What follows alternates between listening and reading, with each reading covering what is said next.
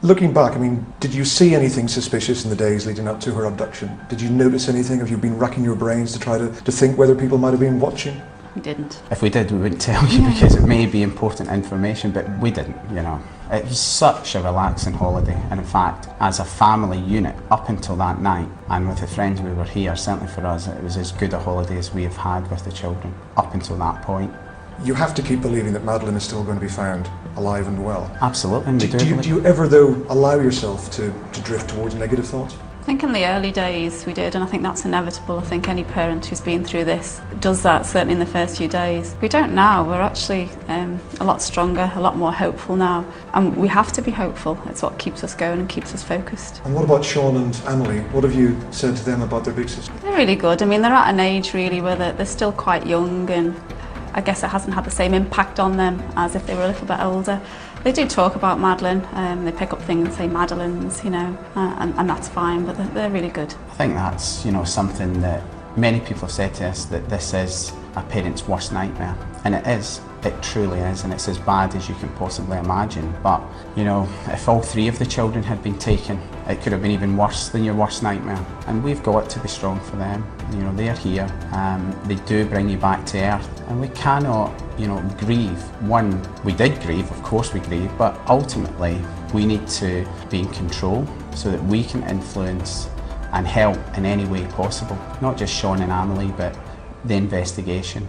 Imagine a warm evening on the Portuguese coast. Families stroll by the seaside, children laugh in the distance, and the scent of salt fills the air. Yet, in a single instant, that idyllic calm is shattered by the piercing cry of a mother. "They've taken her!" Those three words, shouted by Kate McCann on the night of May 3rd, 2007, have echoed across the world for nearly 2 decades, carrying with them both desperation and mystery. The disappearance of Madeleine McCann is not just another missing child case. It has become one of the most haunting unsolved mysteries of the 21st century. What began as a family holiday meant to bring joy and rest quickly descended into chaos, suspicion, and endless speculation. A little girl vanished, leaving behind a trail of questions that still grip investigators, journalists, and the public alike. But what really happened that night? Was Madeleine taken by a stranger lurking in the shadows, waiting for the perfect moment to strike? Or was her fate tied to something far more complex? Decisions made within her own family? Choices that could never be undone? The line between tragedy and crime blurs, and every detail of the case seems to invite more doubt than clarity. This story is not only about a missing child, it is about the golden window of time, the strange disappearance of household items, the behavior of parents under the world's microscope, and the unsettling possibility that the truth may be darker than anyone dares to admit. To understand it, we must step back into that fateful night, retrace the events minute by minute, and confront the uncomfortable questions that still linger. From the outside, the McCanns appeared to be the very picture of stability. Jerry McCann was a consultant cardiologist, a man whose career demanded years of training, discipline, and precision. Kate McCann, a general practitioner, brought the same level of skill and empathy to her work. Together, they represented a family that many admired, educated, financially secure, and raising 3 children with love and care. Their eldest, Madeleine, was 3 years old, while the twins, Sean and Amelie, were just 2. To their neighbors, colleagues, and friends, they were an enviable example of how professional success could coexist with a strong family life. It was against this backdrop that the McCanns planned a spring holiday to Praia da Luz, a small seaside town in Portugal's Algarve region, often called Little Britain because of its large British community and constant flow of tourists from the UK. The resort seemed to offer everything a young family could want. Pools, childcare services, tennis courts, and safe surroundings promised both relaxation for parents and entertainment for children. The choice was not accidental. It had been recommended by trusted friends who had stayed there before. The McCanns were not alone. They traveled with a group of longtime friends and their families, a circle that would later become known as the Tapas 7. These were people they trusted, families who shared the same rhythm of parenthood. Days were spent swimming, sunbathing, and playing tennis, while the children were kept busy with activities tailored for the youngest guests. In the evenings, the adults gathered at the tapas restaurant, just a short walk from their apartments, to share meals and laughter.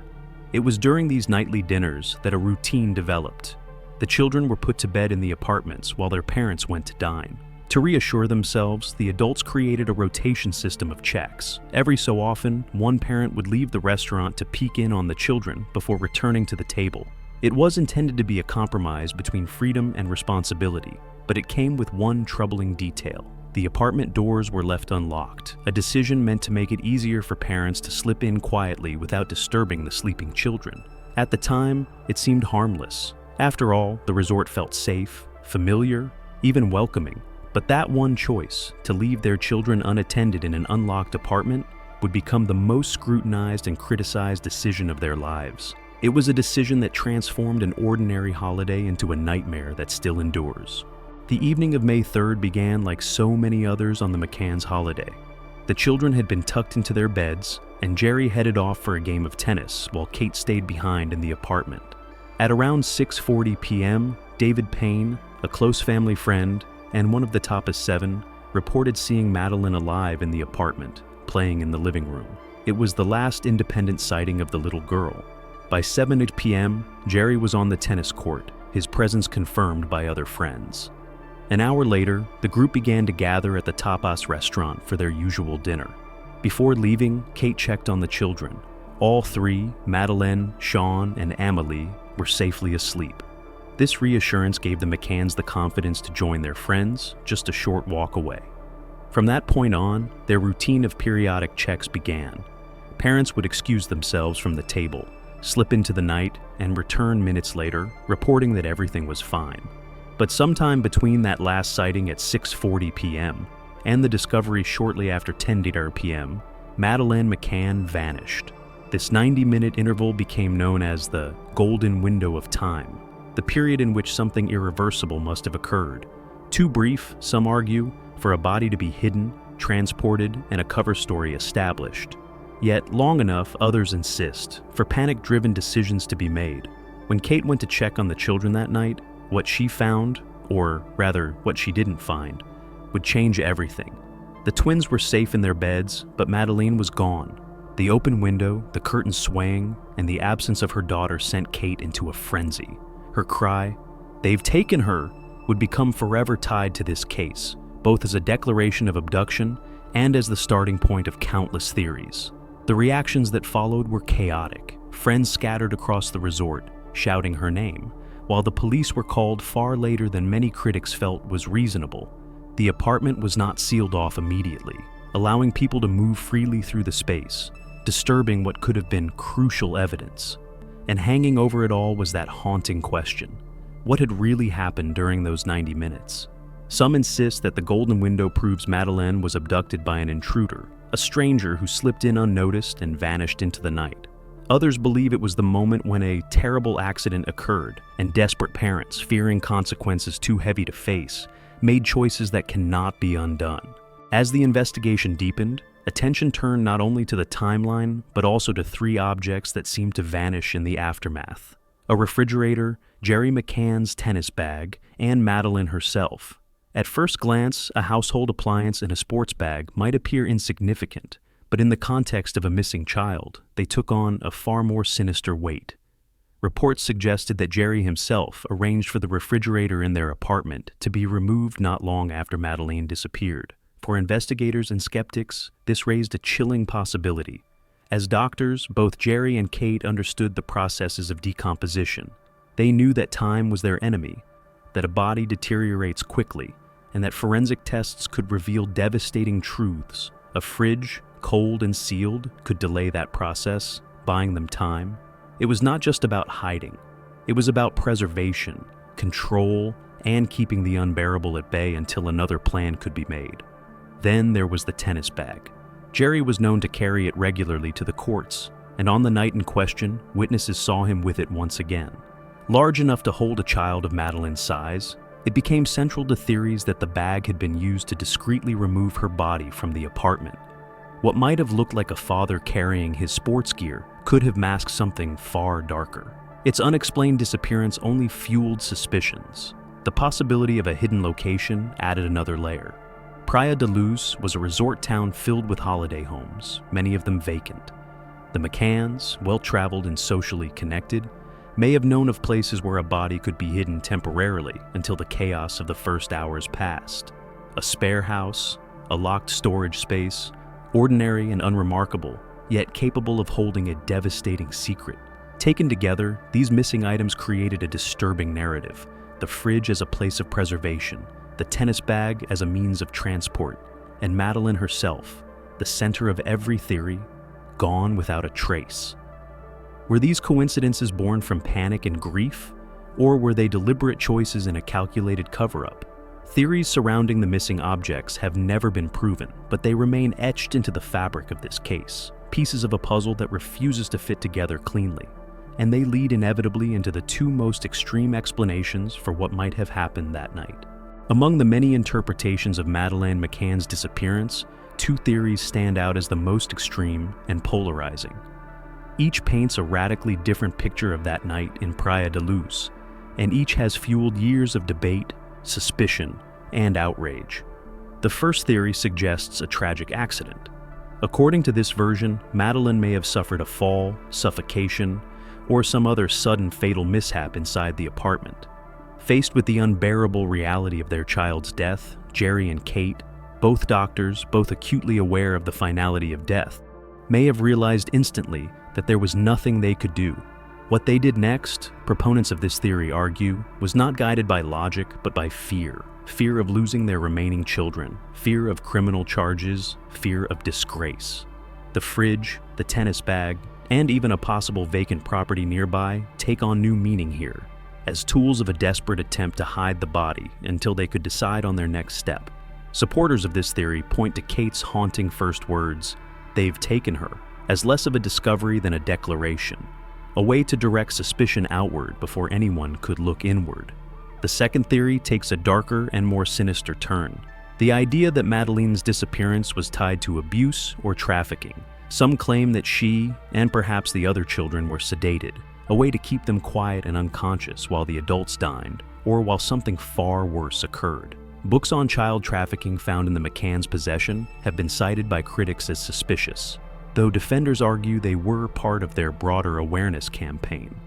The most disturbing suggestion is that her disappearance was not random, but prearranged, that Kate's phrase, "they've taken her," pointed not to an unknown abductor, but to people she already feared or even knew.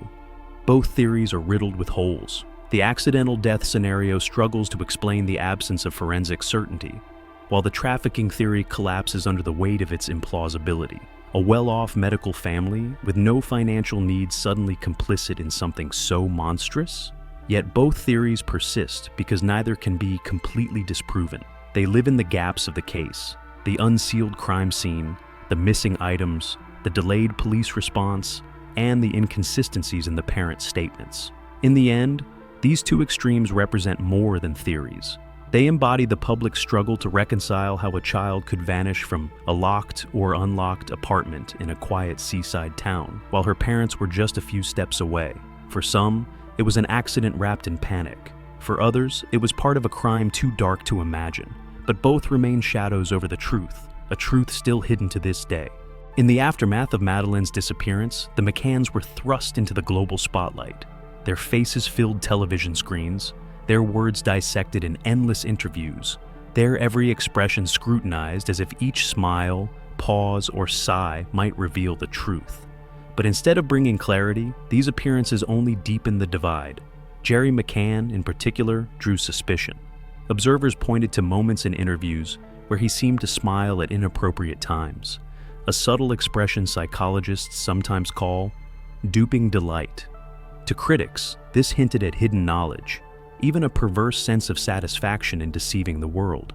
His answers were often long, winding, and filled with detail, behavior some experts linked to individuals trying too hard to sound credible.